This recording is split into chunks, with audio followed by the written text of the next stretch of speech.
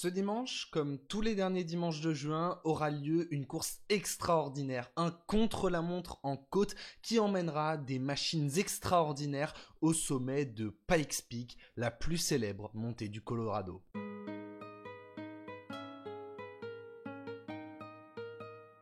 Pikes Peak est une course automobile de côte. Le but est très simple, les pilotes s'élancent les uns après les autres avec pour objectif d'arriver en haut de Pikes Peak le plus vite possible. Cette montée est composée de 156 virages pour un total aujourd'hui de 19,99 km entièrement recouverts d'asphalte. Le départ se fait à 2862 mètres d'altitude et l'arrivée à 4300 mètres. C'est très haut, hein. Le Mont Blanc, pour vous situer un petit peu, c'est 4809 mètres, donc on n'est pas si loin que ça. Il y a près de 1500 mètres de dénivelé positif, avec tout au long de la montée des pentes pouvant dépasser les 10%. Non, on n'est pas sur un col du Tour de France, mais bien sur une course automobile, même si pour le monter à vélo, ça a l'air d'être vachement compliqué. Le départ a lieu dans une forêt et les paysages se font de plus en plus arides à mesure que les pilotes grimpent cette montée, tellement longue d'ailleurs que l'un des risques est de confondre deux virages et de partir dans la mauvaise direction, ce qui a déjà provoqué des accidents extrêmement spectaculaires, et l'arrivée se fait enfin sur un sommet quasiment désertique. C'est une montée unique en sport automobile en raison de l'altitude qui fait que, une fois que l'on arrive en haut, dans les derniers kilomètres, il y a une sacrée raréfaction de l'oxygène qui ne donne plus accès pour les moteurs thermiques qu'à 43% de la puissance environ. Il faut y penser, une fois arrivé en haut, les voitures vont moins vite. Les pilotes sont donc lancés à fond absolu pour une dizaine de minutes où ils ne verront que le ciel et des ravins et devront faire confiance à leur machine pour ne pas tomber. C'est des gens qui, le concept de la mort, ils n'ont pas encore compris. Ils ont pas, faut leur, je sais pas, leur faire un mail ou un truc. Oui, c'est complètement débile. Bien sûr, évidemment que c'est complètement débile. Mais c'est peut-être ce qui rend cette course géniale et qui fait que les spectateurs sont aussi passionnés et reviennent chaque année sur le bord de la route. C'est tellement débile que 67 fous furieux sont encore inscrits au départ, dont 50 qui ont déjà participé. C'est-à-dire qu'ils savent ce que c'est et ils veulent le refaire. D'accord. 52 d'entre eux sont d'ailleurs des Américains prenant part à une course locale dans laquelle on retrouve 6 catégories qui vont de la catégorie illimitée. La catégorie illimitée, il n'y a pas de limite de puissance et c'est tout. Vous faites ce que vous voulez, tout simplement. Le but c'est d'arriver en haut le plus haut possible, ce qui rend forcément les machines extrêmement puissantes et donc extrêmement dangereuses. Ensuite vous avez les open wheel, des monoplaces et des buggy, oui parce que des pilotes font aussi des courses dans ces voitures-là. Puis nous avons les Pikes Peak Open, des voitures de série dont toutefois les moteurs, transmission et suspension peuvent être grandement modifiés, ça sert. Le Time Attack 1, des voitures de série, là aussi de 2 à 4 roues motrices, donc moins modifiées. Le Porsche Pikes Peak Trophy, qui est réservé à des Porsche Cayman GT4 Club Sport.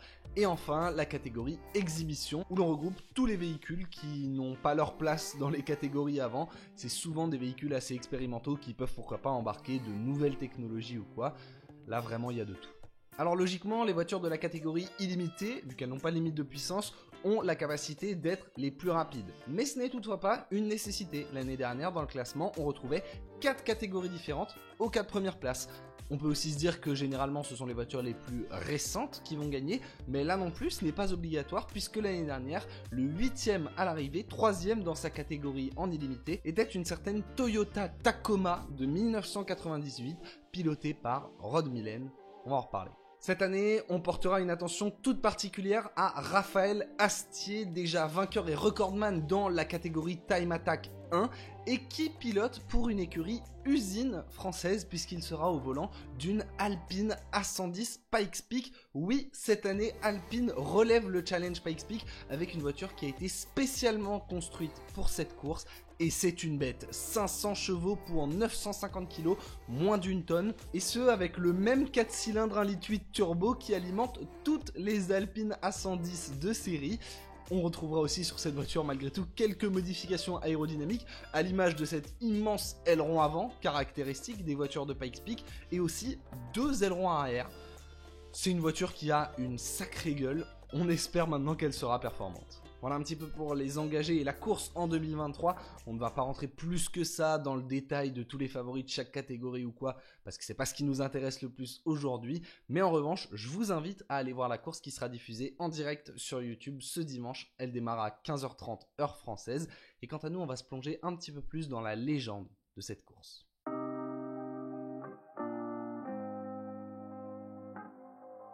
Ce week-end a lieu la 101e édition de Pikes Peak, qui, comme d'autres grandes courses, a connu des annulations en 1917, 18 et 19 à cause de la Première Guerre mondiale, puis 42, 43, 44 et 45 à cause de la Seconde, ce qui veut dire que la première édition remonte à 1916, année où la construction de la route menant au Peak Pikes fut achevée. Cela en fait la deuxième course automobile la plus ancienne aux États-Unis, après des certaines 500 miles d'Indianapolis.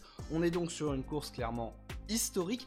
La première édition est remportée par Ray Lentz, un Américain de 22 ans seulement, et c'est d'ailleurs au début une course très américano-américaine. Honnêtement, c'était l'un des grands monuments sur leur territoire, mais il n'y avait pas d'étrangers qui venaient s'imposer, puisque d'ailleurs il n'y a eu que des victoires américaines pendant près de 70 ans. Voilà, c'était une course très américaine, mais c'était aussi une affaire de famille, puisque on a eu à cette époque-là la famille Unser, qui a vu plusieurs générations s'imposer. Tout d'abord, Louis Unser, le premier avec 9 victoires, puis ses fils Bobby et Al Unser avec 9 et 2 victoires chacun, et même les petits-fils Robbie et Al Unser Jr. avec 4 et 1 victoire, ce qui fait un total de 25 victoires à la famille. On est sur un quart des éditions, rien que ça. Parmi les vainqueurs américains, on note aussi un futur champion du monde de Formule 1, Mario Andretti, qui remporta l'épreuve en 1969. Le premier à interrompre l'hégémonie américaine fut en fait une première, Michel Mouton, la fierté française, qui s'imposa dans la catégorie illimitée en 1984 avec la grandissime Audi Quattro, et elle récidiva l'année suivante, prenant même la victoire au général et le record de l'épreuve. Une sacrée performance donc de la française, vice-championne du monde des rallyes en groupe B. On aura l'occasion de reparler d'elle un jour ou l'autre. Mais justement, je parle du groupe B. À cette époque-là, ces voitures surpuissantes viennent d'être interdites en rallye en raison de leur dangerosité. Mais elles existent toujours. Et donc, il faut les recycler, il faut leur faire autre chose. Certains les enverront au Dakar, on en parlera un autre jour. Mais d'autres vont donc aller à Pikes Peak. Les premiers seront donc Audi, qui enchaîne 6 victoires consécutives dans les années 80 avant d'être invité à ne plus se représenter, laissant la place à Peugeot, alors dirigé par un certain Jean Todt, qui va avoir la merveilleuse idée de faire filmer à la fois dans la voiture mais aussi par un hélicoptère la montée de son champion Harry Vatanen, ce qui va nous donner des images et un film incroyable. Le film s'appelle Climb Dance, je vous invite à aller le voir. On peut y observer une montée époustouflante comme elle n'avait jamais été filmée auparavant, et dont l'image la plus folle restera celle de la main levée d'Harry Vatanen pour se couvrir du soleil qui l'éblouissait. Cette année-là, il prendra au passage la victoire et le record de la montée. Juste extraordinaire.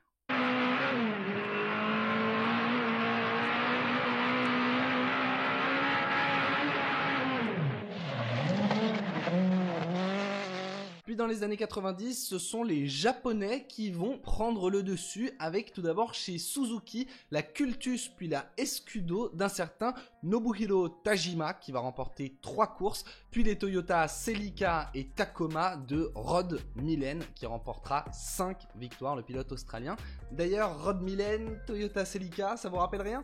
Je vous en parlais tout à l'heure, il était au départ du centenaire de Pikes Peak l'année dernière en 2022 et s'est donc classé 8e et 3e de sa catégorie avec cette voiture introduite en 1998. Preuve qu'à l'époque, ils avaient construit des bêtes. A noter qu'il a d'ailleurs fait cette performance à l'âge de 71 ans. Il n'avait plus que ça à faire que de faire des montées de Pikes Peak. Juste extraordinaire.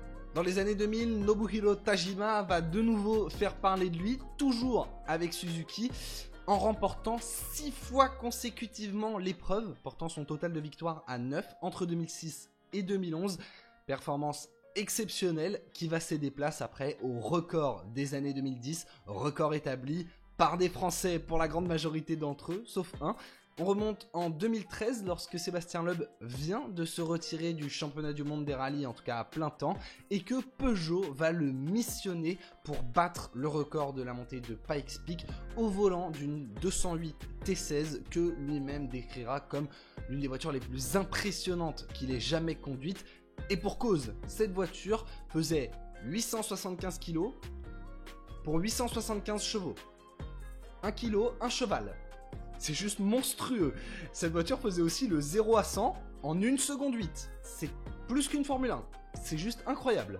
Loeb décrira cette course comme probablement la course la plus dangereuse à laquelle il ait participé. Il l'avait préparée de manière très sérieuse, venant faire des reconnaissances et prenant des notes avec son coéquipier en rallye Daniel Elena. Et résultat, il prouve qu'il est peut-être le plus grand pilote de l'histoire du sport automobile en prenant le record de la montée, 8 minutes et 13 secondes, soit une moyenne de 145 km/h au bord des ravins. C'est un record qui tient toujours pour une voiture thermique. Le seul à l'avoir battu ? Eh bien, c'est un autre Français, Romain Dumas, en 2018, qui arrive avec une Volkswagen exclusivement conçue pour Pikes Peak. Et cette voiture, surtout, est électrique, ce qui fait qu'elle est insensible aux variations de l'air et donc ne perd pas de puissance à mesure qu'elle grimpe le Pikes Peak, ce qui va en faire la première voiture et le premier pilote aussi à descendre sous les 8 minutes, 7 minutes 57. Il est encore le seul à avoir réalisé cet exploit. C'est un record qui tient toujours. Enfin, l'une des raisons qui a permis l'amélioration de tous les records dans ces dernières années est l'abandon des graviers. À l'origine, la piste était entièrement resurfacée en gravier, mais ils ont été définitivement abandonnés en 2012, date à laquelle la piste a été entièrement recouverte d'asphalte, pour des raisons écologiques. 70 millions de tonnes de gravier étaient nécessaires pour recouvrir la piste. Elles étaient d'ailleurs acheminées par la mer, et une fois que les voitures passaient, eh bien les graviers étaient projetés et donc venaient dégrader la biodiversité aux alentours. C'est quelque chose qu'il a fallu changer, mais avec l'arrivée de l'asphalte, cela a aussi haussé les vitesses moyennes en général et donc le danger, ce qui a provoqué la mort de 3 motards depuis 2014, conduisant en 2021 à l'interruption définitive de la course pour les motos. Voilà pour l'histoire de Pikes Peak, j'espère que ça vous aura plu et que vous en aurez appris. Il y avait pas mal d'anecdotes assez sympas normalement. Quant à nous, on se retrouve ce dimanche pour une nouvelle vidéo. D'ici là, écoutez, portez-vous bien, c'est le plus important. Et sur ce, moi je vous dis à la prochaine. Ciao ciao.